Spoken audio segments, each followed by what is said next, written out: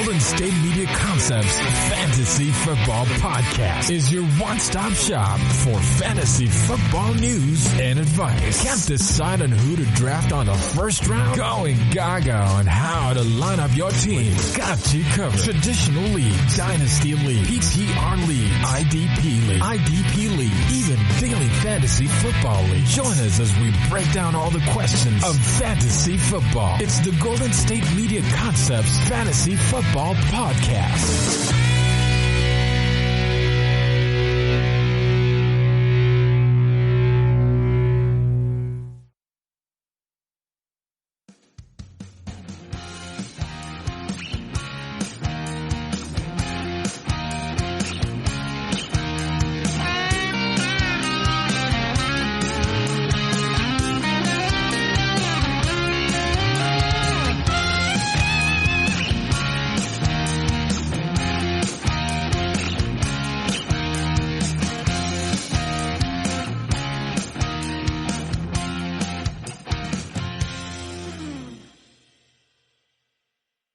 What is up, everybody, and welcome. Thank you for tuning in to the GSMC Fantasy Football Podcast, brought to you by the one and only GSMC Podcast Network. I am your Thursday and Sunday host, Grady Duggan, and I hope you all are having a wonderful day. This is a Sunday episode, July 26th. I hope everyone's winding down from a great, safe weekend, and we have a great show to dive into today. Let me tell you, we are going to be going over the NFC offenses, all of them, every single division, and then Tuesday I will be going over the AFC's offenses. This is an exercise I have done similar things to before. Now, the reason I want to do this again and kind of run it over is simply because we are inching closer and closer to the start of football. Teams are reporting on Monday, tomorrow, July 27th or 28th, depends on which team. So the season's coming. Fantasy football drafts are right around the corner, and so I want to give you guys a nice refresher into every single team that you could be drafting someone from for your fantasy football team, because let's be honest, you need an information overload when preparing for these drafts, because you need to know the ins and outs of every single roster so that you won't be struck with some sort of surprise during your draft. You want to be ready for every single scenario. So that's why I am here to help. I'm going to be going through every single offense, maybe some players that I'm high on, why that I think they're worth taking at certain picks or certain risks, and then probably some players that I would personally avoid going into this season. So I am excited to get started. Like I said, we're going to be with the NFC today, specifically starting with the NFC East. So we got the Dallas Cowboys, New York Giants, Philadelphia Eagles, and now the Washington football team. If you guys haven't heard the news that Daniel Snyder, the owner of the Washington football team, decided to not declare a new name for his franchise yet, and they are going to be going by the Washington football team. There's a couple different, before we get into the offenses, I want to talk about this a little bit because it has been the bigger news this week. I thought this was an interesting decision because there were plenty of ideas being thrown, the Red Wolves, there was the Warriors, there were several ideas that would have been great names, and it makes me wonder if he is doing this because he wants to make the right decision and kind of make this a long process and make sure if he's going to choose a name for the team that's going to last for a long, long time, he wants the right one. Or is this Daniel Snyder being a little petty and he's saying, okay, you guys are going to make me change the name.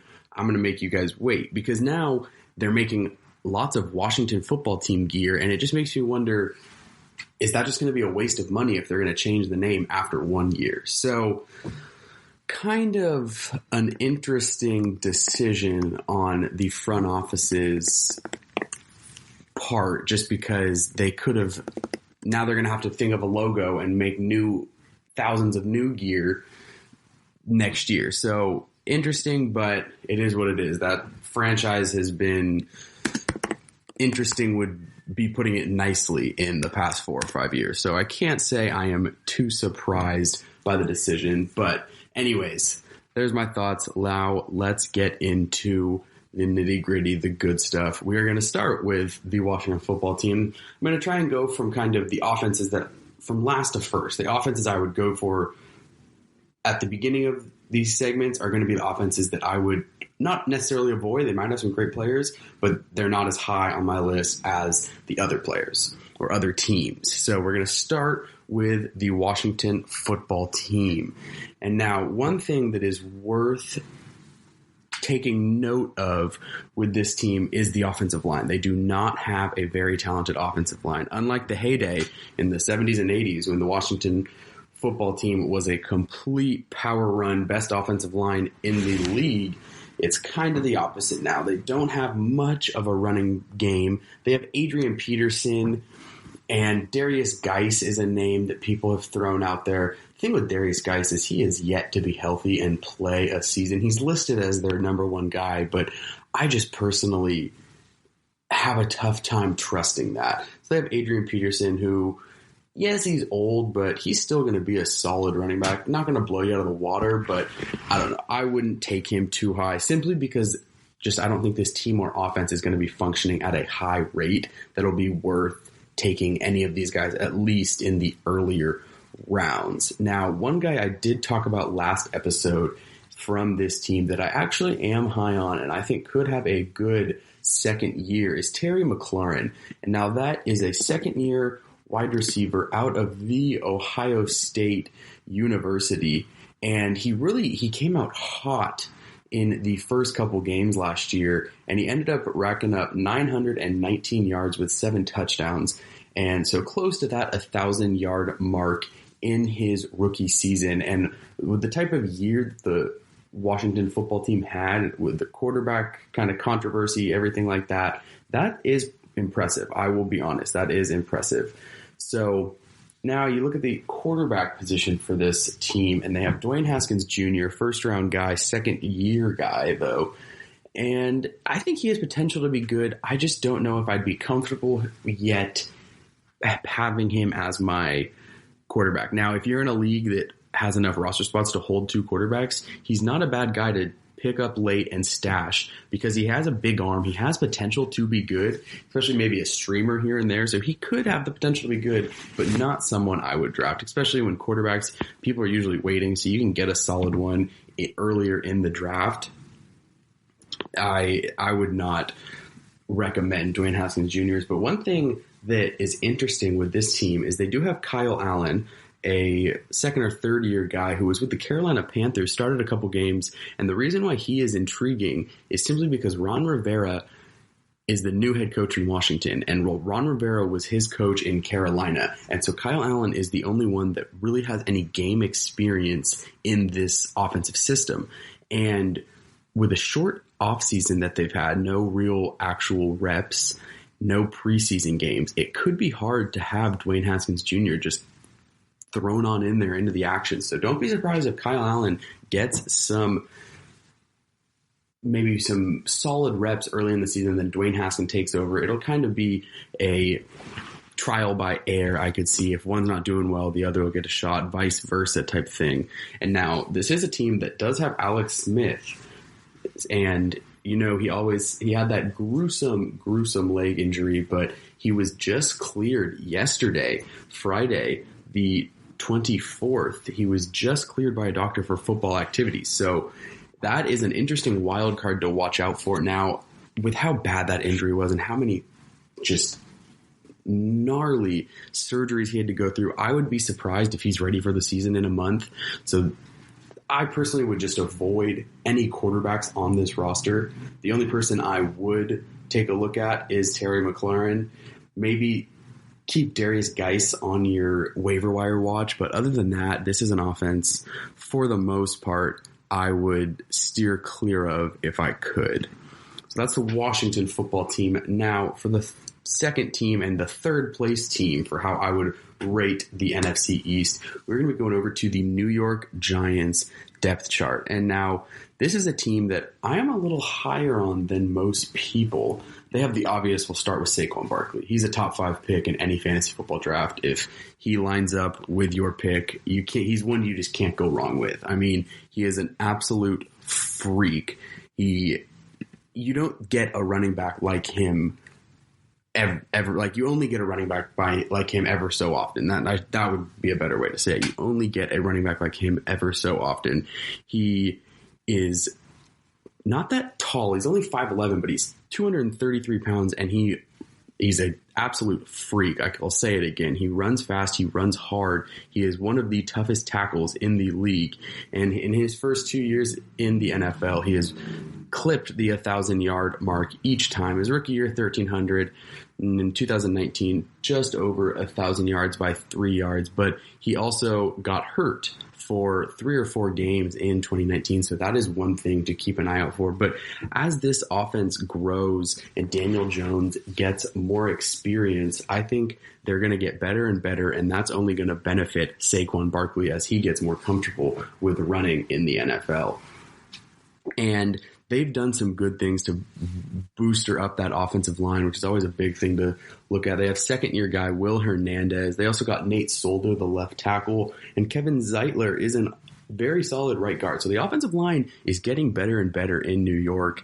And you look at guys like Evan Ingram and Golden Tate. So they have 2 very formidable options in the passing game. And I'm also high on Darius Slayton, the third receiver that honestly has a chance to really kind of have a breakout year this year. He is a really good red zone target.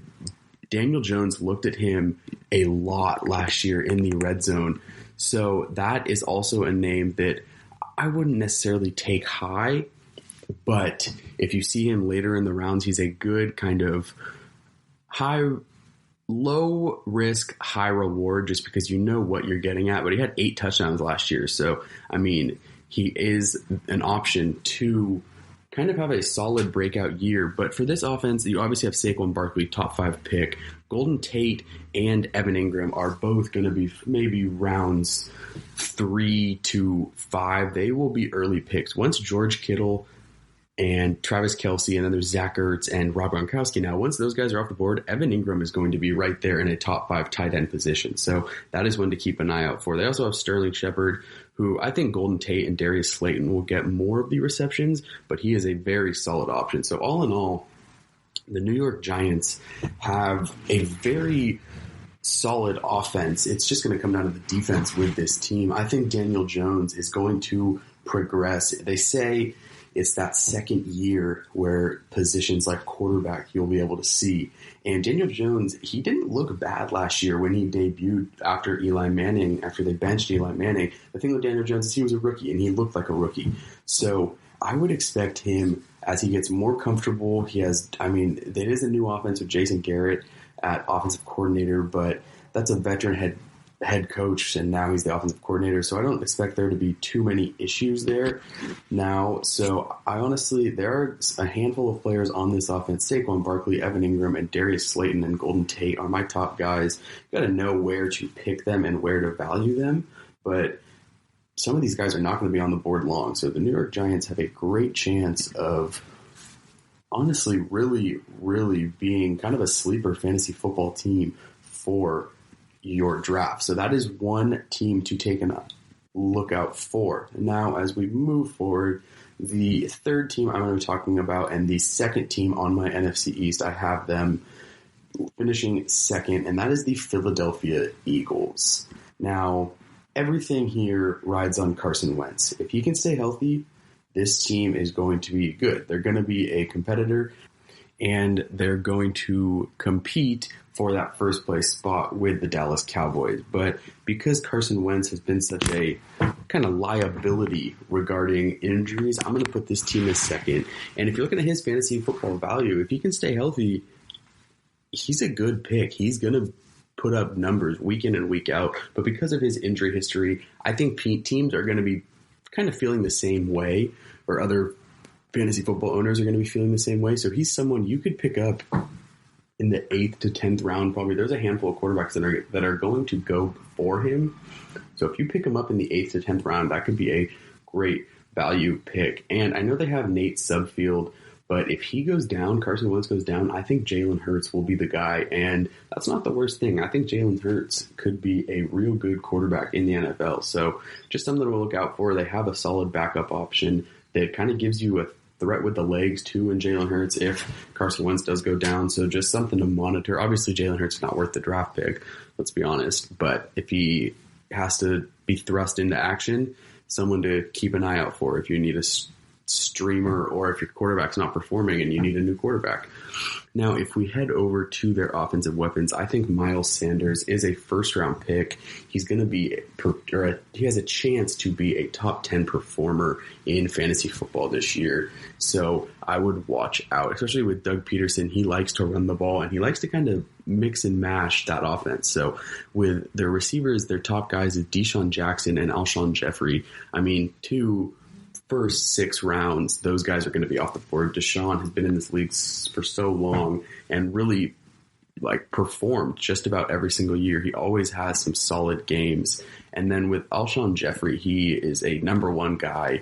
He is a kind of a possession receiver. He's not going to blow you out of the water with speed, but he runs crisp routes and knows how to get open. So I would expect solid seasons from them, especially, Deshaun Jackson usually hovers right around 900 to 1,200 yards every season. So he's going to be putting up production. And now you go to the tight end position and they have 2 capable tight ends. Zach Ertz is obviously going to be the 3rd or 4th tight end pick in most fantasy football drafts. So if you want a solid tight end, that is one to keep an eye out for, especially because Carson Wentz has such a chemistry with him in the red zone and going for that touchdown. So tight ends are a good touchdown dependent position, especially if you need a guy. Zach Ertz is a good guy. He's going to be probably rounds 4 to 6 type area. And if you look at their backup, Dallas Goedert, I don't know if I would draft him simply because he's the 2nd tight end, but there's going to be games where he puts up a touchdown or 2 here and there. So he is kind of, if you are trying to get a 2nd tight end on your roster later in the draft, or if you need a streamer, he's one to look out for. So this is also an offense with a very good offensive line. So Carson Wentz or Jalen Hurts, if Carson gets hurt, they're going to have time to throw the ball. So, you're going to be able to get some production out of this offense, especially from guys like Ertz and Deshaun Jackson and Carson Wentz. So, and you can't forget Miles Sanders. That's going to be their number 1 guy. He also is a threat out of the backfield in the passing game. So you really can't go wrong here with the Philadelphia Eagles offense. But as we go to the first place spot and the last team in the NFC East that I'm going to be talking about, and that is so-called America's team. I don't buy it, but the Dallas Cowboys.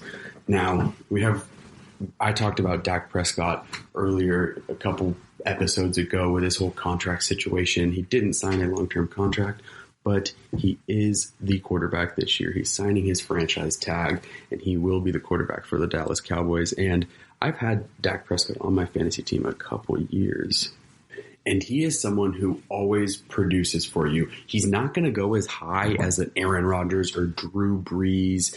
Guys like that go before him, but he is one of the more consistent passers in the fantasy football game. So Dak Prescott is one of my favorite quarterbacks to have because not only does Mike McCarthy, it's a new coach, so it's hard to kind of judge, but Mike McCarthy likes to throw the ball. So he's going to get his opportunities to throw, as well as Dak Prescott has that threat. He can run the ball a little bit so he can extend the play, and he's one of the quarterbacks kind of like a Russell Wilson, not as good obviously, but kind of like Russell Wilson, where he always looks to extend the play and he's looking downfield to make that throw, but if there is no throws, he can hurt defenses on his feet. So he is one to kind of hold in high regard. I always enjoy having Dak Prescott as my fantasy football quarterback. Now, as you make your way down this offense, the weapons, everyone knows the names. Ezekiel Elliott is going to be a top 6, top 7 pick, right up there with Saquon Barkley, Christian McCaffrey. He's going to be a top running back every year. He always puts up numbers, and he's the type of running back that you go for. I've always said I like to wait on quarterbacks. If it falls where you have to pick a receiver in the first round, that's okay. but I am bigger on taking running backs earlier, and Ezekiel Elliott is one of those 3-down backs that is always worth it. And really, this whole offense is worth it because they can kind of click on all cylinders. We went over the running game of Ezekiel Elliott. He's a 1,000-yard rusher every single year. He also is a kind of a threat out of the backfield. He's a do-it-all running back, so he's a top guy. Then you have a Dak Prescott, a very productive quarterback. With this receiver core, it's bound to work out well. I mean, Amari Cooper, the number one guy, he's a number one receiver in the NFL. That's all it is. Whatever team he's on, he's the number one guy. He's a stud, and he is going to put up big numbers, especially with, I personally think Mike McCarthy is a better offensive mind than Jason Garrett. So this offense is only going to get a little bit better. Then you have second or third year guy, Michael Gallup, which I have talked about in past episodes, and I'm high on him. If it wasn't for Amari Cooper, he would have the potential to be a little bigger of a breakout guy. So Michael Gallup is a really nice compliment for the Dallas Cowboys. And then you have first round pick CD Lamb out of Oklahoma, who is an absolute speed demon, already one of the fastest guys in the league. He can burn defenses. Now, I have come to be a critic of him because he did play in a Big 12 defenses, so I wasn't as high as him as some people were. They had him as the number one receiver on the board, one of the best prospects coming out in years past, and I wasn't that high, but he got drafted to a good team, a good system, and he does have the ability to really break out. So all in all, the Dallas Cowboys are one of my favorite fantasy football teams just because not only do they have the players, they have the system to kind of churn and fire on all cylinders. So the Dallas Cowboys is my team to go with out of the NFC East. So that'll wrap up this segment. But stick around after the break. We're going to go to one of the more competitive divisions in the NFL. We're going to talk about the NFC North. So stick around after the break and we will get right to that.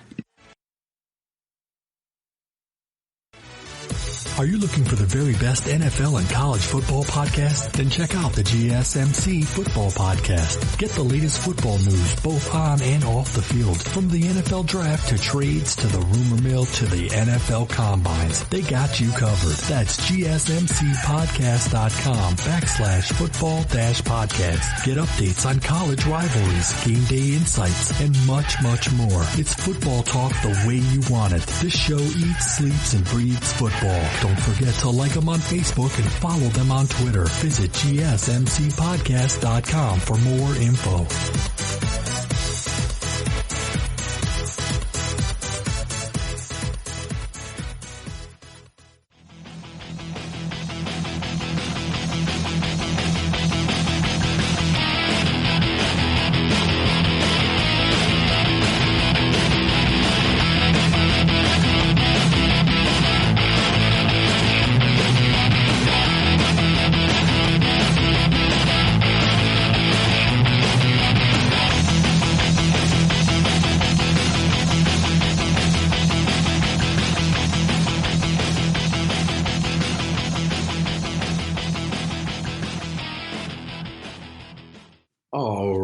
Welcome back, GSMC Fantasy Football Podcast listeners.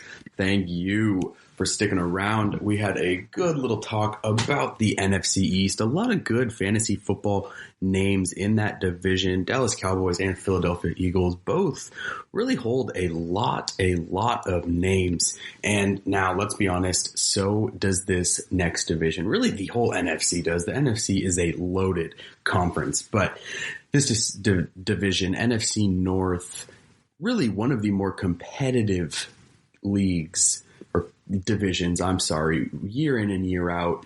And we're going to start with the Chicago Bears. Now, this is an interesting case simply because who knows what's going to go on at this quarterback position. This is something I talked about a couple episodes ago with Mitchell Trubisky and Nick Foles. And now in a normal offseason where they would be able to hold workouts and have a normal training camp with preseasons, with how Mitchell Trubisky's career has gone thus far, there is not a doubt in my mind that Nick Foles would be the guy. He's a veteran. He has experience. He has had success. Obviously. And Mitchell Trubisky has really struggled. But because there is no preseason, no real offseason for these guys, I think Trubisky will start the year as the starting quarterback simply because he has experience in Matt Nagy's system. And it's hard to throw a guy into a new system with little experience that really free agents or trade candidates are going through this offseason. So I wouldn't really, like I talked about in the last episode, I wouldn't know if I would necessarily draft either of these guys. Maybe Nick Foles later in the draft, or pick him up as a streamer once he starts to get some game action, because weeks 3 or 4, I would expect Nick Foles to be the guy in Chicago. So as we move it along and we talk about kind of the other weapons this offense has, it's very interesting. They signed Jimmy Graham in the offseason. Now, Jimmy Graham obviously was one of the best tight ends a few years ago, but kind of production has dropped off, and now he's not bad. He's going to have some games where he puts up numbers, a couple touchdowns. He's still a red zone threat, but he's not the top 5 tight end or a top 5 tight end in the league like he once was. So that's someone you could probably get in the 8 to 10 round range, take a flyer on him. I wouldn't want him to necessarily be my first tight end, but he has some possibilities to have some good games.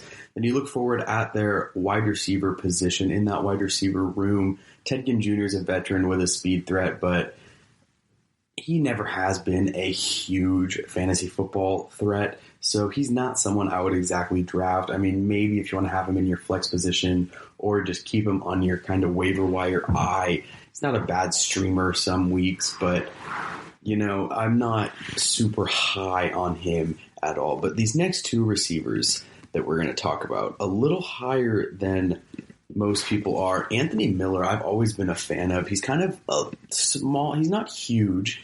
He's 5'11", 199 pounds, but he's a speedster, and he runs very crisp routes. He can separate from the defender extremely well.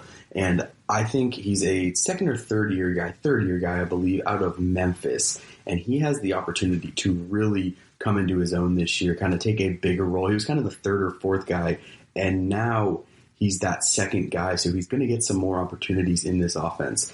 And then you have Allen Robinson, used to be with Jacksonville, and now is in Chicago, and really a solid number 1 guy. He didn't have a great year last year, but personally, I think that's just because the offense wasn't that good. Mitchell Trubisky really struggled and didn't give Allen Robinson kind of the opportunity to flourish, but I think it's going to be a better year for the Chicago Bears, and I think Allen Robinson's going to be more comfortable in Matt Nagy's system, who Matt Nagy is an offensive-minded coach, so you would expect the Chicago Bears to get a little better, and I think Allen Robinson is a good pick.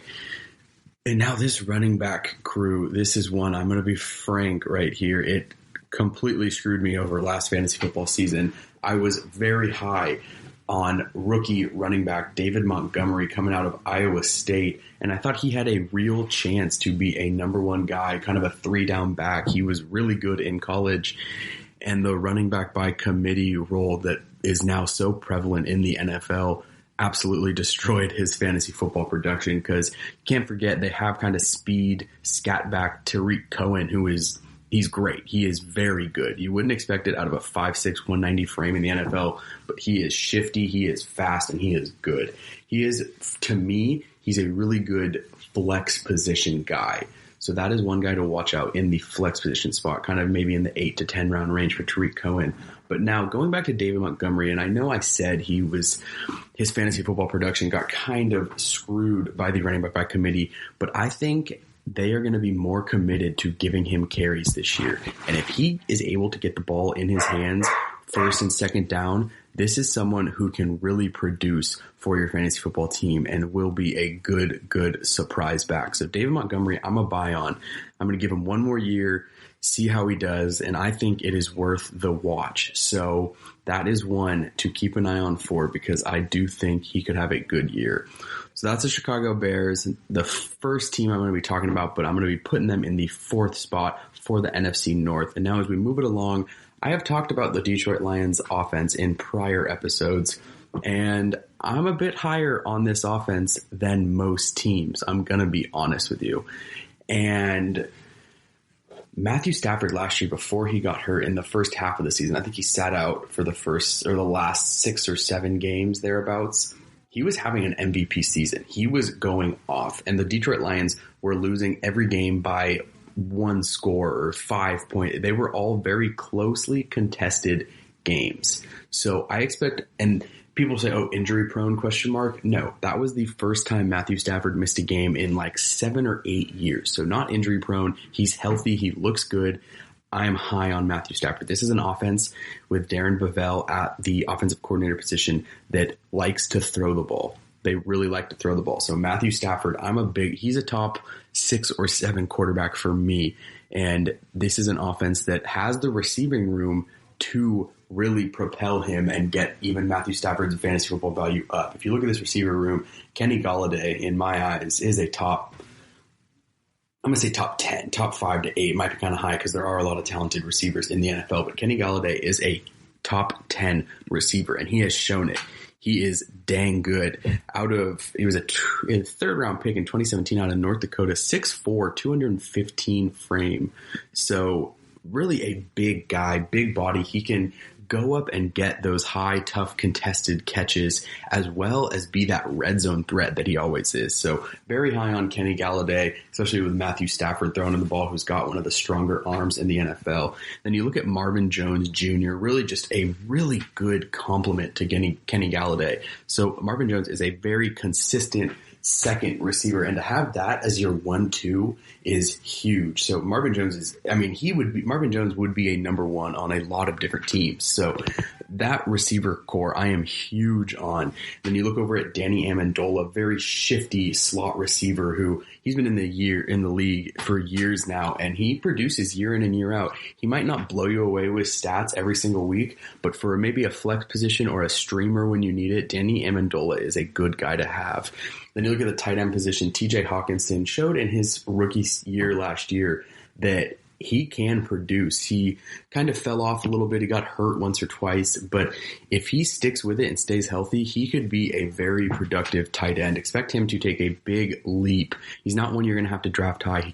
You're going to be able to get him in the later rounds, but he's someone that could have a good season.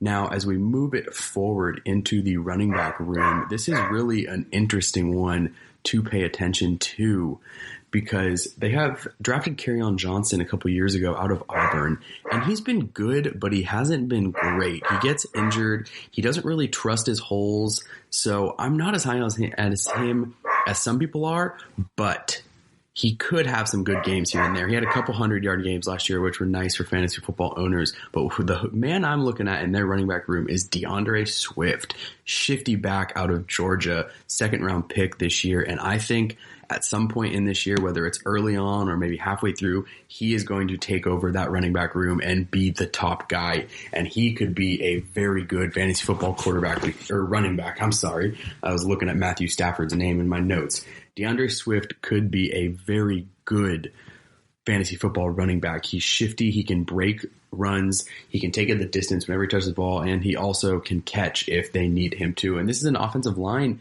that's been improving. They have Taylor Decker, Frank Ragnow. They just signed Big V from the Philadelphia Eagles. I'm not even going to try to pronounce that name, but he is a really good right tackle. So really a good offensive line to run behind. They're improving. So the Detroit Lions, I would expect to really have a better year than most people think. But they do play in a tough division with 2 playoff teams already, so that is also one thing to take into consideration. So that's the Detroit Lions. That's my review on them. As we move it forward, the 3rd team I'm going to be talking about in the NFC North, and this team I think is going to end up coming in 2nd place in this division, and that's the Minnesota Vikings.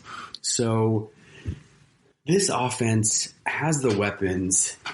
The thing is Kirk Cousins is such a question mark.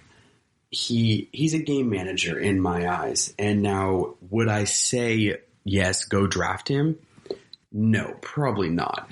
But if you're late in the draft and you don't have a quarterback and you want someone who will just put up, he won't maybe crap a bed every single week. Yeah, Kirk Cousins is probably a good guy for that. He's going to put up 12 to 18 points in my eyes, or in my league, how we score. So it's not bad. He's going to put up numbers, but he's not going to blow you out of the water. He's not going to have those big games a lot. But one thing to take into consideration looking forward to the future for the Minnesota Vikings, they are in the running, rumored to be in the running for Dak Prescott next year if he doesn't re-sign with the Cowboys, if they don't figure out their differences. So this offense could be real good with Dak Prescott, but we won't get into that. We're talking 2020 football season. That's beyond us. We're going to stick with the Minnesota Vikings and Kirk Cousins, and not too high on Kirk Cousins, but if you need a streamer some week, if your quarterback's on a bye or something like that, Kirk Cousins is a good guy to put in that position. But you look around his offense, he lost Stephon Diggs to a trade with the Buffalo Bills, but he still has Adam Thielen, who is really, really a talented receiver and a number one guy, one of the top 10 receivers in the NFL. And he has the chance to really cement himself as one of those top receivers. They also drafted Justin Jefferson out of LSU. Now, this is an interesting guy. He was a first round pick at 6'1", so he's got a big frame and he's young. He's only 21, but people really think that he has the potential to be a number one guy. So really coming in and playing in that Stephon Diggs role could be a good spot for Justin Jefferson. You also have Kyle Rudolph, very productive tight end. He's kind of in that 5 to 8 range if you're looking at the tight end position. In rounds wise, I would look for him in the kind of 6 to 7 round range, and he could be he's going to have a handful of very solid weeks. But the number one guy in this offense is very obvious, and that's Dalvin Cook, the running back. He's going to be a first-round pick in just about every draft you are in. He is very dynamic. Every time he touches the ball, he's fast, he runs hard, he's kind of a scat back, so he has that elusiveness to move in and out of the holes and avoid the defenders, and he also is a huge threat in the passing game. So if you get value out of a running back in the running and the passing game, that's huge, especially if you play in a PPR league, which I think most leagues are at this point in the fantasy football world. That is huge. So, there's some good fantasy football threats with Dalvin Cook, Adam Thielen, and Kyle Rudolph. Justin Jefferson is maybe a streamer or a waiver wire guy to watch, see how he progresses into his rookie year. But this is a solid team to look for. Now, as we finish off the NFC North, we're going to stick with the obvious number one team. Last team I'm going to be taking a look at, and that's the Green Bay Packers. I mean, Aaron Rodgers is one of the best quarterbacks in this generation. He is a stud. One of the things about him is he just knows he's not a speedster. He's not going to kill you with his legs, but he knows he has very, very good pocket awareness, and he knows when that's collapsing. He knows when to roll out, and he's good on the run. He can throw on the run. He's just plain and simple, he's one of the most talented quarterbacks that we will see. And that's why he is, once you see Lamar Jackson and Patrick Mahomes go off the board, it might take a while for QBs to start falling, but Aaron Rodgers is going to be one of those first guys. So maybe in that 5 to 7 range, if you're trying to get a quarterback after drafting your core receiver and running back, Aaron Rodgers is going to be a good guy to look at with. Now, we have Davante Adams, who's a top 5 receiver in my eyes. You really can't go wrong with him, especially with Aaron Rodgers throwing him the ball. He racks up yards. He's a good touchdown threat. He's one of the best receivers in the NFL. So that duo right there, you can't go wrong with. Davante Adams is probably going to be a back-end first round or second round pick. So it's going to have to line up in your draft order for you to get him. But if you get the opportunity to get Davante Adams, honestly, I would go with him over a lot of big name receivers. Probably go with him over Odell Beckham Jr., which might surprise some people, but I'm that high on Davante Adams. Then you look more at their wide receiver room. They're going to need some guys to step up. This team was highly criticized for their draft when they picked Jordan Love, the quarterback of the future, rather than going with a receiver to surround Aaron Rodgers with. So it is questionable. Aaron Rodgers, he's not getting any younger. You want to go for that Super Bowl when you still have him, but this is a new regime, a new head coach, and they said, we're looking for the future. Yes, Aaron Rodgers is our guy, and he's not going anywhere for the next 4 years, but maybe not 4 years, but for the next foreseeable future, but we're looking for the future. So they still have Allen Lazard, who I'm honestly high on. He's a good number 2 receiver. He's a big 6'5" body, second year guy out of Iowa State, and I think he could take a huge jump and be a very productive receiver for the Green Bay Packers. So if you can snag him in kind of the 7 to 10 round range, I don't think it would be a bad pickup for a receiver 2, receiver 3 position. Even if you're lucky enough to get a stacked team and have him in the flex, I mean, your team is set. So Allen Lazard and Devontae Adams are my 2 non-quarterback kind of skill position guys to buy on. They have Devin Funches, but he's always such a wild card in fantasy football, never like a week in and week out producer. He has his big games every once in a while, but I wouldn't expect too much from him. They don't really have too much at the tight end position either. They got Jace Sternberger, which is a second-year guy out of Texas A&M, but he's yet to kind of prove things. So the tight end position is a big question mark. They're going to need someone to step up, but there's not really anyone I would try. There's not one in my eyes that I would want to recommend for you guys, because I want to be recommending, I'm going to be honest with you guys, I want to be recommending people in the right value range, and I just don't know where I would value this new tight end in Jace Sternberger. He's I don't know. I wouldn't recommend to draft him just because he's so new. I don't know much about him, and he needs to prove himself before he can really be worthy of a draft pick. So maybe if you want to keep an eye on him on the waiver wire, see if the Packers start using him, because Aaron Rodgers is a guy who likes to spread the ball around and get every single weapon he has the ball. So that is one thing to pay attention to for sure, but I would not, as someone who is supposed to be advising you guys on fantasy football and telling you my thoughts, I would be honest with you guys and say to kind of know what you're getting if you're going to take a flyer on him in the later rounds. Make it be your last 2 or 3 picks. You know what I mean? So there you have it. That is the NFC North with the Chicago Bears, Detroit Lions, Minnesota Vikings, and the Green Bay Packers. Stick around after the break. We're going to go into the back half of this episode, and we're going to go with a very intriguing division to talk about with the NFC South. So stick around after the break, and we are going to have a lot of good things to dissect. Check out the show that's built on the MMA. From the UFC to extreme cage fighting, they got the fights covered. Check out the GSMC MMA podcast. Get the latest news on past or upcoming fights. Join us as we talk to and about some of the biggest names in the MMA, past, present, and future. When it's the fight game, there's just one show to check out. GSMCpodcast.com/MMA-podcast. Don't forget to like them on Facebook and follow them on Twitter. Visit GSMCpodcast.com for more info.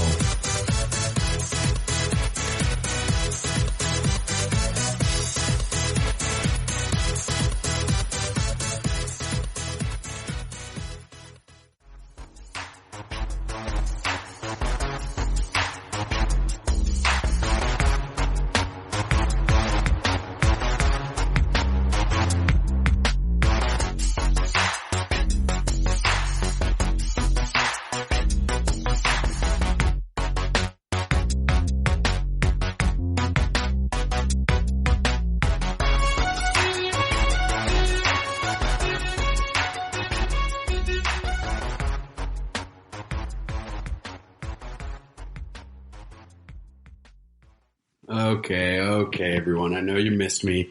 We are back, though. Thank you for getting it this far. We have a great second half of this episode lined up. We're still diving into the NFC conference and the offenses.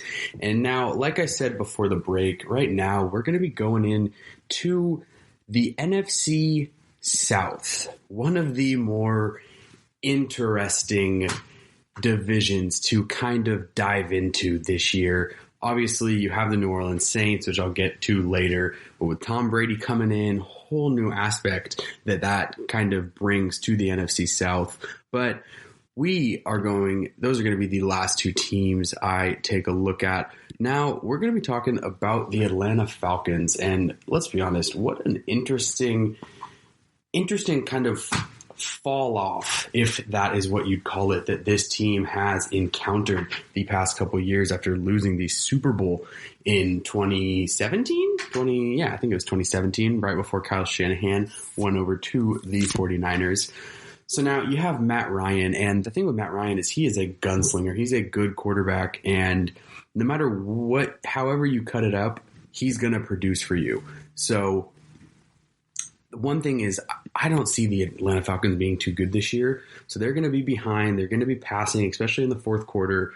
I think Matt Ryan is a good fantasy football quarterback. He has been. Even when there's years that they're not as good, Matt Ryan has still had some very solid fantasy football years. So he throws for 4,000 yards almost every season. He's going to put up numbers. So you can't go wrong with Matt Ryan for the Atlanta Falcons and your fantasy football team. He's someone who I would put in maybe the 8 to 10 round range. I wouldn't draft him before Dak Prescott or Carson Wentz or even Aaron Rodgers and those guys. But he's someone, if you wait and stick around for the quarterback and you get Matt Ryan and maybe once he gets to the teen kind of range, he's someone who could be very solid. Then you look at their running back room, and first I want to talk about their backup in Ito Smith. He had a real nice second year last year, and he's not going to blow you out of the water with his stats, but he's kind of shown that he can be that third down wide receiver like running back in this offense. Don't expect him to have huge numbers, but someone to keep an eye out for if you need a flex or you need a waiver stream like guy for a week. And especially now that they have Todd Gurley, very controversial running back, not in off the field or any issues like that, but just with the fact that ever since the Rams lost in the Super Bowl, he hasn't quite been the same. He had a knee injury he was dealing with.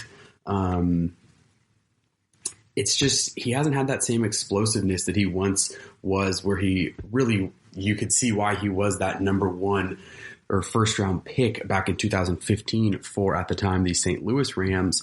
But it's an interesting case study. You know, I don't really know how to advise this one because he wasn't exactly a full starter in the Rams offense last year. So you don't know how exactly his knee is because he wasn't given the opportunity to really show.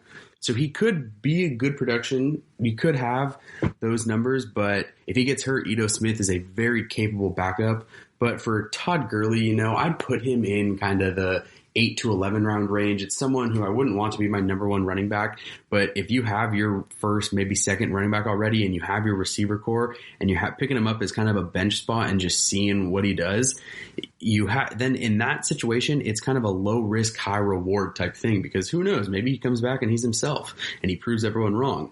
So in that case, that would not only boost his fantasy football value, but it would boost the whole Atlanta Falcons offense. So something to keep in mind as we move forward. And now I do want to take a look at their wide receiver room because on top of talking about how Matt Ryan is a very productive fantasy football quarterback, he's got two great options to throw to. Julio Jones, obviously going to be a first round pick. He's been one of, if not the best receiver in the NFL since he was drafted in 2011 out of Alabama. Really just a do-it-all receiver. If you can get him, you're going to be getting production every single week. It's not even an argument. He goes over 1,000 yards just about every single year. He doesn't get hurt often. It's just he's consistent. He's one of the best receivers we've ever seen. So you really can't get it. You can't get it wrong with him.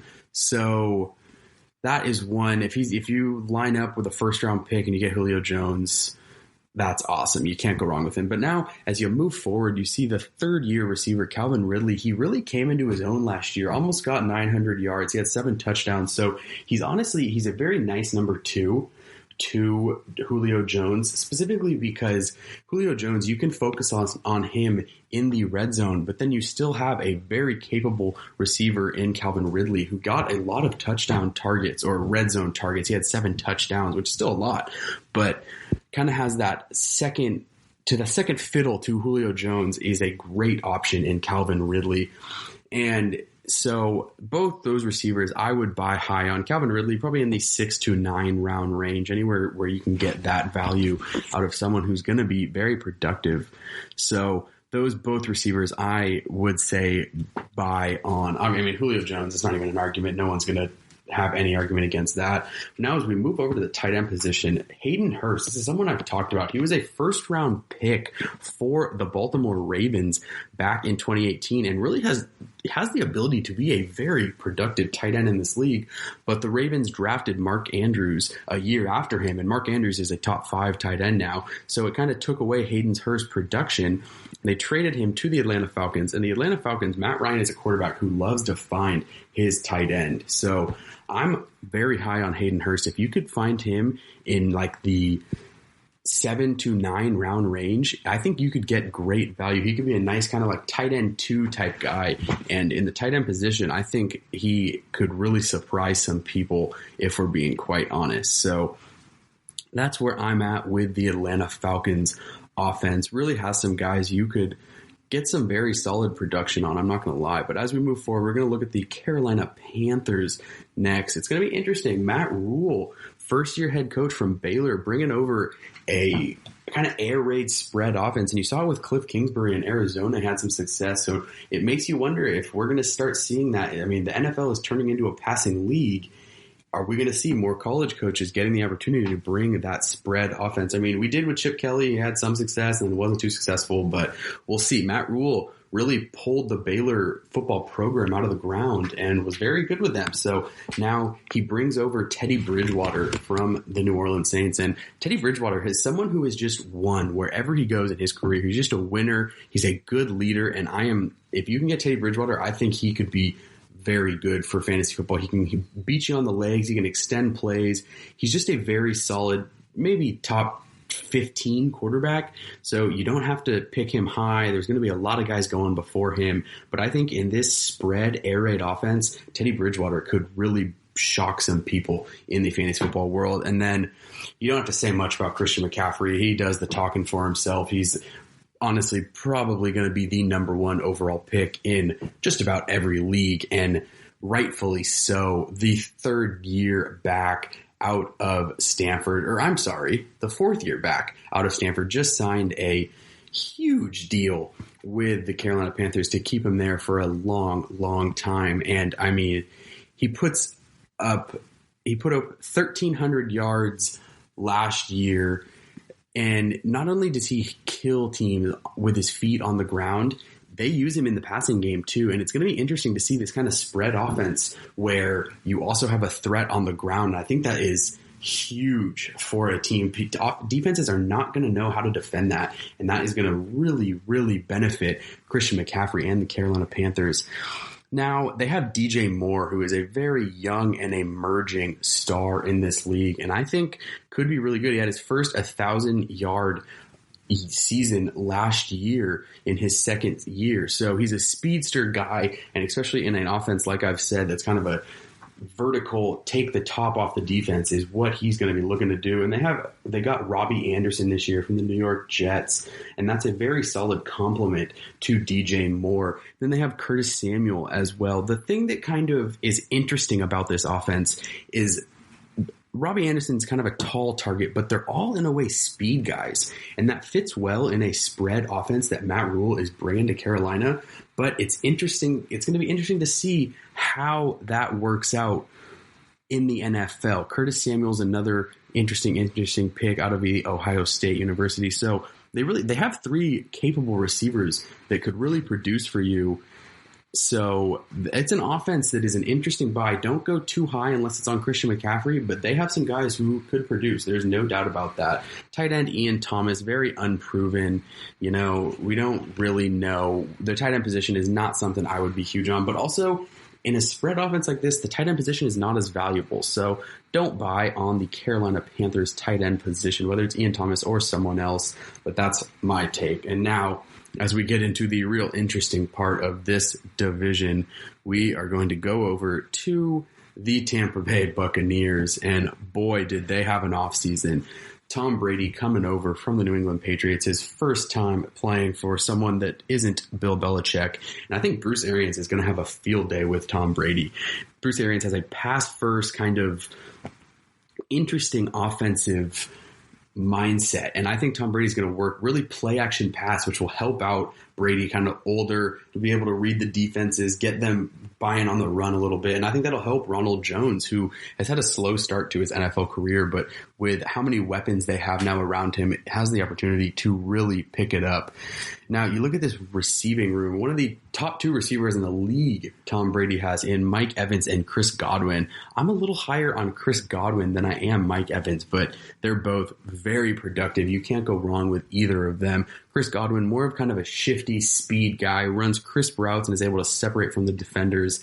And then Mike Evans is really that big 6'5" frame, kind of possession receiver who can go up and get those contested possessions and contested throws. Really great red zone target. So, I mean, Tom Brady is going to have a field day with those guys. And then you bring in Rob Gronkowski, his favorite target in New England. And Rob Gronkowski is an interesting case since he hasn't played in a year or two, but he's in great shape. He looks a little more athletic than he's not that big, bulky guy that he was in New England. He's more athletic. He's going to be able to move out, play in the slot. They're going to line him up outside. I think Rob Gronkowski, don't pick him before George Kittle or Travis Kelce, but in my eyes, I think he's going to go right back to being a top 2, 3, if not the best tight end in the NFL. So that is something really interesting to monitor.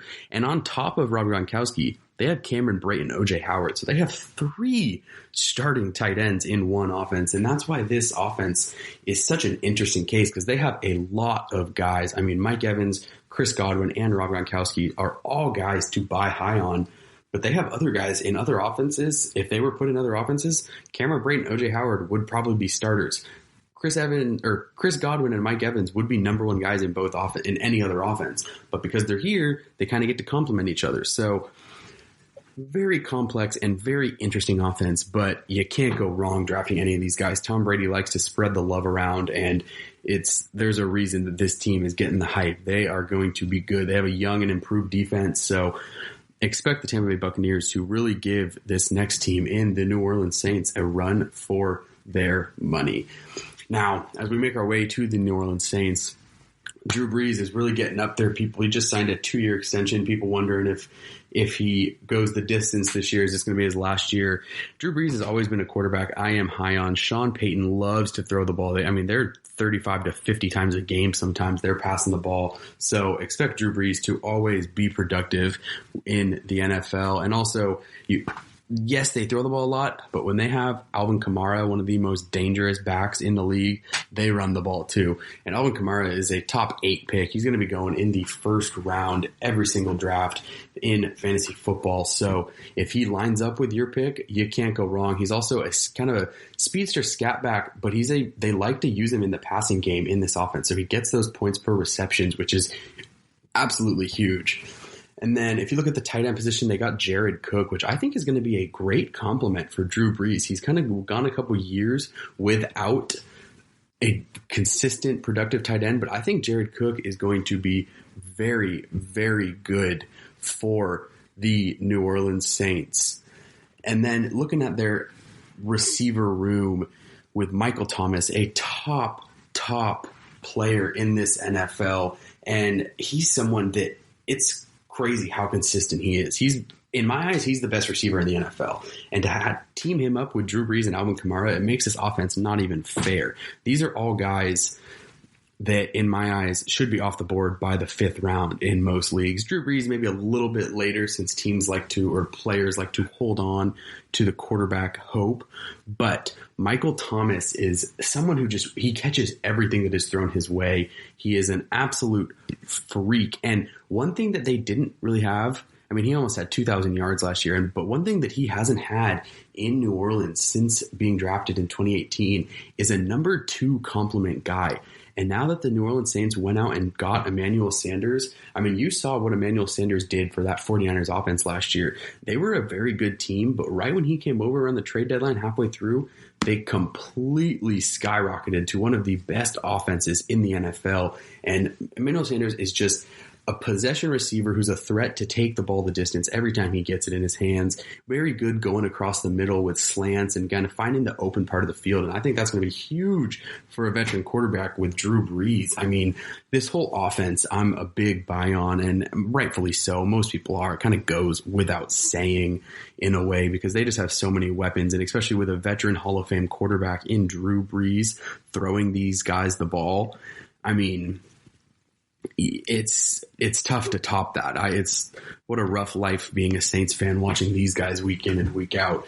So, I mean, Michael Thomas and Alvin Kamara, they're going to be gone in the first 2 rounds. So those are kind of easy picks to judge, but also if you want them, you got to get them early. You got your pick almost has to align with those guys, especially Alvin Kamara. The first round pick is almost, it's wherever you're drafting in a way. But Emmanuel Sanders, you could probably get him in kind of the 5 to 8 round range. And I think he's going to have one of the better years in his career because he doesn't have that pressure of being the number 1 guy. He's got Michael Thomas, but he's a threat. He is going to be open a lot. And they have a very talented offensive line. So there's no real pressure with that. And it's just, they're one of these teams that they're so talented. It's kind of a Super Bowl or bust. I mean, there's other NFC teams that have that same mentality, but that's how good this New Orleans Saints team is. So if you can get your hands on some offensive weapons for the New Orleans Saints, do it. Do it early and do it often would be my advice. So stick around after the break. We are going to be wrapping up this episode with the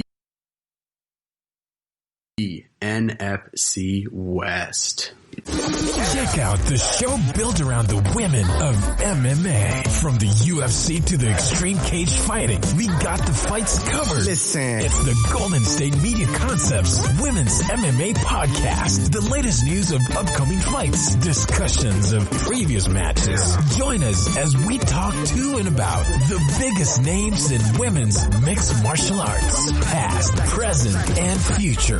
When it's the women's fight game, you know where to listen to the Golden State Media Concepts Women's MMA Podcast.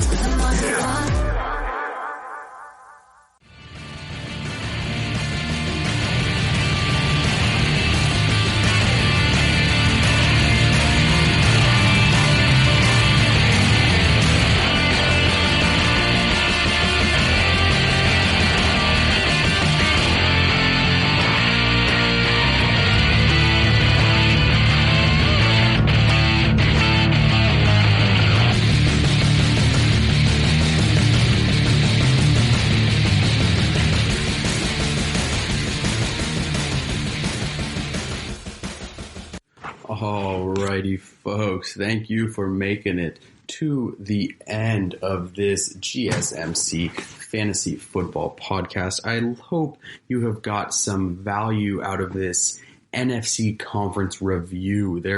It's a loaded conference with a lot of really valuable offensive fantasy football players. So, I mean, there's a lot to unpack here, a lot of information, but as we move into the last part, the last division I'm going to be looking at is the NFC West, one of the better divisions in the NFL. And the first team I'm going to be talking about, kind of the offense I'm the least high on. This might surprise some people. It's the Los Angeles Rams. They're going to be a little below the Arizona Cardinals for me this year. Just after seeing how this team functioned last year, they really blew their wad on some of their players to give big contract extensions, and they weren't able to really be that competitive last year. They weren't bad, but they just weren't great. Jared Goff, I think, could give you some value in the fantasy football world, but there's a lot of other quarterbacks you can draft. You can still wait around and get a good team and draft before Jared Goff that I just don't. If you're sitting there in the 12th or 14th round and you don't have a quarterback and Jared Goff still there, yeah, that's a great pick. Sean McVay is going to get production out of his quarterback, but it's just there's a lot of question marks in this offense to me. I mean, Cam Akers is now their starting running back, and I realize a lot of you are probably going, who?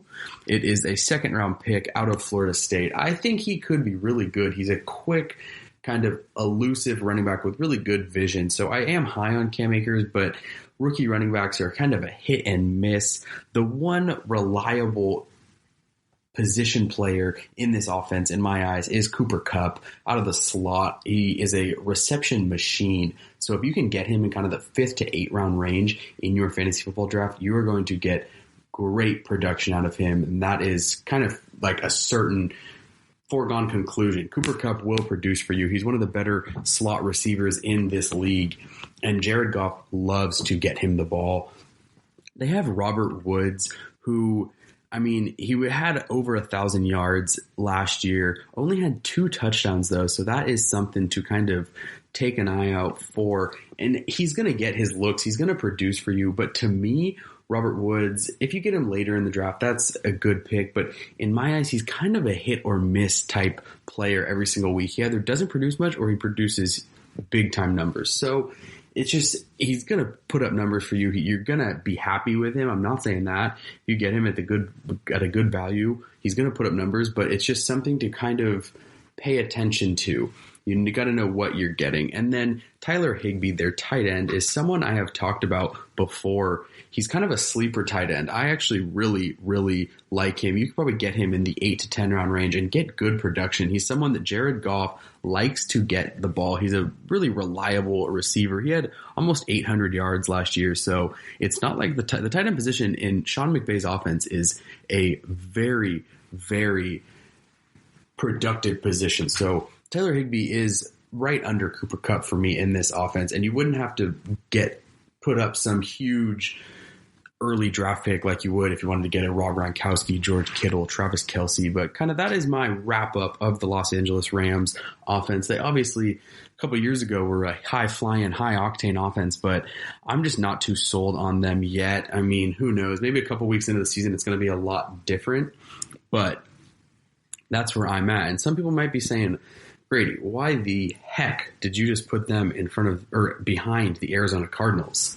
And let's get into that. The Arizona Cardinals, first off, spread offense, high octane, air raid offense that Cliff Kingsbury brought over from Texas A&M. And a lot of people didn't think this was going to work, but you saw rookie quarterback Kyler Murray last year had a great season with them. And I think Kyler Murray is only going to get better. This is one in 2 years, we might be talking about Kyler Murray as a 1st or 2nd round fantasy football draft pick. So if you can get him in like the 4 to 7 round range, that's dangerous because he threw for just under 4,000 yards last year. And I want to say it was 3,700. So he put up huge numbers, but then you look at his rushing numbers and he almost ran for 600 yards with 4 touchdowns. So he can beat you on his feet. And an air raid offense like this with guys going down the field a lot, it opens up the middle of the field for easy kind of 5 to 15 yard runs for Kyler Murray. So really just an offense that fits him well. And I think he's going to take a big leap for the Arizona Cardinals. And now they go and get Kenyon Drake, who is a really good quarterback, a very good running back. He's been in the league a little bit, was an Alabama running back. He was in Miami, and I think he could be really good in this offense because he's not a kind of a 3-down power back, but in an offense like this, that's not what they're looking for. So he could be a huge help. And Chase Edmonds is their backup running back, who I talked about in a prior episode, who I really like. So he's kind of a stream, maybe flex position. But Kenyon Drake, don't draft him too early just because of the offense that he plays in. But if you can get him later on, he could be a good flex or running back 3 type guy. But this is an air raid offense. This is a spread offense. So we're going to get it over to a loaded receiver room. I mean, they already had Larry Fitzgerald, who built a great chemistry with Kyler Murray last year, and really, really was just, Larry Fitzgerald is just consistent. Every single year, he's going to put up consistent numbers. No matter how old he gets, he's not slowing down. So very high on Larry Fitzgerald. There's a lot of receivers that are going to go before him, but if he falls into your lap, you have to take him. You have to take him. And then they obviously made the big offseason splash in trading for DeAndre Hopkins. And if I'm an NFC West coach, I am frightened to have to try and scheme up a defensive game plan for DeAndre Hopkins in this offense. He and Kyler Murray are going to be explosive together. DeAndre Hopkins is a first-round pick, and I think he's going to have one of the better years in his career because of this new change with Kyler Murray and the Cliff Kingsbury air raid offense. It's a different type of air raid offense too. They're fun to watch, and it's going to be an exciting season for the Arizona Cardinals. They play in such a tough division that I don't think they're going to be a playoff team yet, but they are on their way to being a very, very competitive NFL team. So you take a look at Christian Kirk, too, third-year guy out of Texas A&M. Really, I think he has a opportunity to really flourish this year because so many defenses are going to be keying in on Larry Fitzgerald and DeAndre Hopkins. It's going to leave Christian Kirk with a lot of opportunities to open up that field. He's kind of a middle of the field guy, a nice post or crossing route guy. And he can take the ball, and he is a yards after catch machine. So Christian Kirk is another guy that I am very high on. And watch out for Andy Isabella in the slot, kind of a fourth guy for them. Really, really a shifty little receiver out of University of Massachusetts, second or third year guy. Expect him to have maybe a streamer or flex type guy. Could be good, but it's so hard to judge in a way some of these guys who aren't DeAndre Hopkins or Larry Fitzgerald, just because the Arizona Cardinals offense is going to spread the ball around so much, being an air raid offense. Their tight end is Max Williams, but a tight end in this offense I would not put any value in. It's hardly even worth going over just because it's not a tight end offense. Moving forward, in the third team I'm going to be talking about is the Seattle Seahawks. Right off the bat, Russell Wilson is a top 5 quarterback in the NFL, and he shows that year in and year out. He can hurt you with his feet, but when he hurts you with his feet, a lot of the times he's not looking to run. He's looking to spread the ball down the field and just move around in the pocket. So you go there, and then you get to see their running back room with Chris Carson, Rashad Penny, and Carlos Hyde. Rashad Penny, this is a running back room I've talked a lot about in prior episodes, and Rashad Penny is coming off of an ACL injury, so we'll see how he comes, but watch that name in the waiver wire kind of once you get to week 5 or 6. It's interesting. He could really show up and be a surprise for some people. He was really starting to find his groove before he got hurt last year. Now, I expect Chris Carson to be the main guy in a running back first or a run first offense. So he did have some trouble holding onto the ball, but that doesn't change his position as the starting running back in this league or in this team. So expect Chris Carson to have big numbers, and Carlos Hyde's a reliable backup, but I wouldn't put any fantasy football value with him. But Chris Carson and Rashad Penny, when they're healthy, they have opportunities to be very good.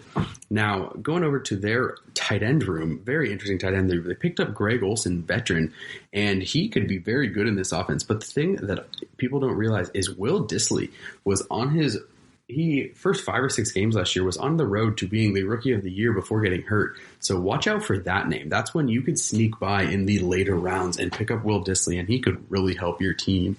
And if you look over to their wide receiver room with DK Metcalf, I think he is going to take a huge leap in his second year and really, really be a huge threat for them. Tyler Lockett is a reliable guy. I'm not as high as some people are on Tyler Lockett, but he is going to be a very dependable target for Russell Wilson. And they also got Philip Dorsett, which will be interesting to see kind of how he looks in a Seattle Seahawks offense. So that is one thing to pay attention to. And then they're really just a well-rounded offense because of Russell Wilson with how he is. And whoa, hold on a second. I was not expecting this. I need to do some research, but it looks like a ESPN article just popped up on my screen. I got a little notification for it. Wow, Adam Schefter just reported Jets deal Jamal Adams and a 4th-round pick in 2022 to the Seattle Seahawks.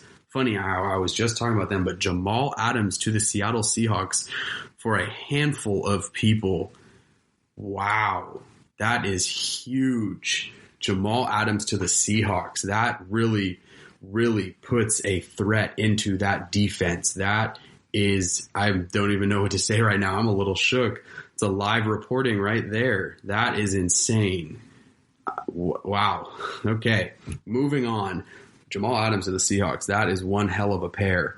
But as we wind out this episode, we're going to be looking at the NFC conference champions and a real Super Bowl contender again, the San Francisco 49ers. And really, they have one of the more dynamic and scary offenses simply because of who is calling plays. I've talked about them time and time before in this podcast. Kyle Shanahan is a huge threat when he is calling plays, one of the best game callers in the NFL, and he puts guys in position to succeed every single time. So this is a fun offense to dissect and talk about. So let's get into it. Looking at the quarterback position for the San Francisco 49ers, Jimmy Garoppolo, someone who I talked about last episode, has kind of been under fire unnecessarily. First year as a full-time starter, coming off an ACL injury. Neither of those things are hard to overcome, and he did great, relatively speaking. And what's funny is people give him so much of a hard time.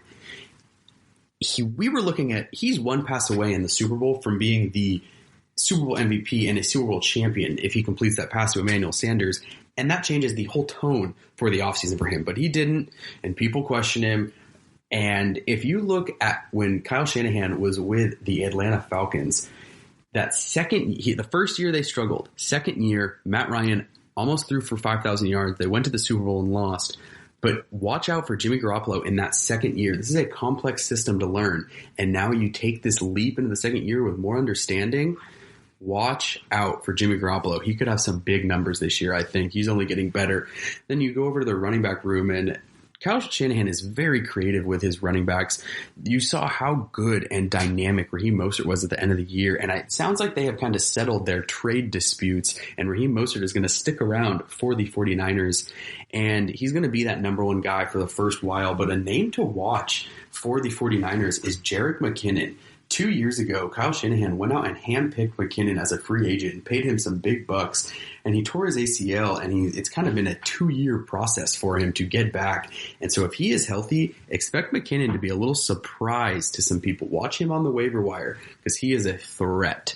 Now, go over to this receiver room, and the first one, their number one guy after his rookie year is Deebo Samuel. This guy is an absolute beast. He's like a running back with the ball. He runs so hard and vicious. And he doesn't, the thing with him that is dynamic about fantasy football is, yes, he gets a lot of targets, but Kyle Shanahan uses him in the running game. You see very rarely he'll go as a running back in the backfield, but they like to give him on jets and sweeps around. So Deebo Samuel, I'm very high on him. 5 to 6 round range. He could be a huge pick for your fantasy football team.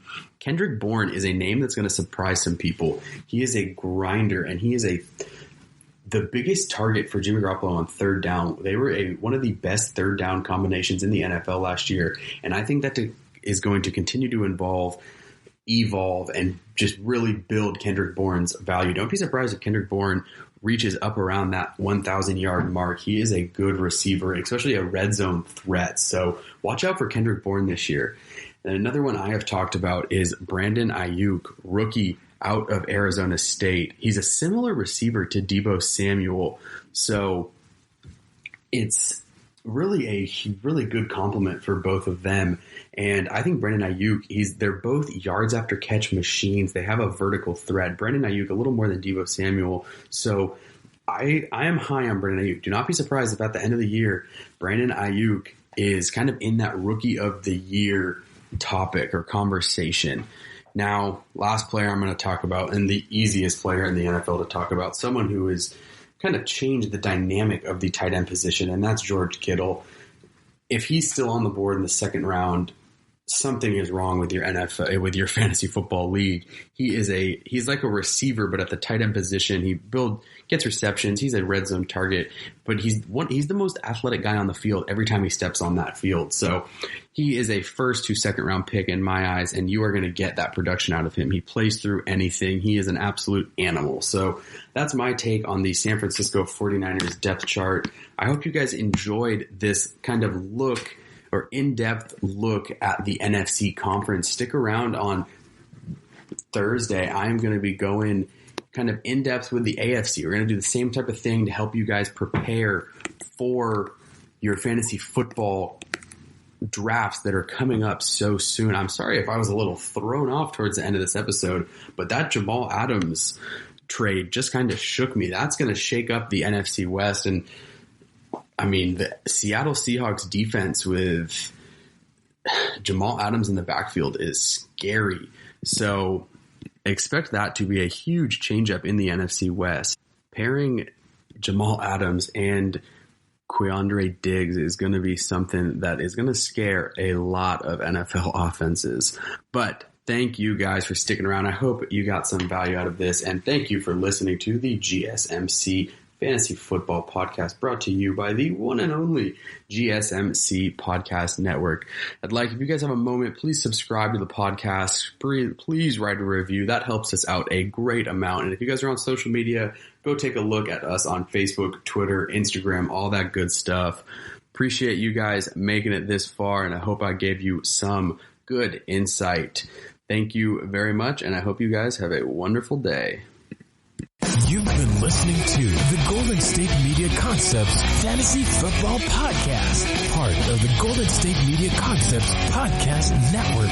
You can find this show and others like it at www.gsmcpodcast.com. Download our podcast on iTunes, Stitcher, SoundCloud, and Google Play. Just type in GSMC to find all the shows from the Golden State Media Concepts Podcast Network, from movies to music, from sports to entertainment, and even weird news. You can also follow us on Twitter and on Facebook. Thank you, and we hope you have enjoyed today's program.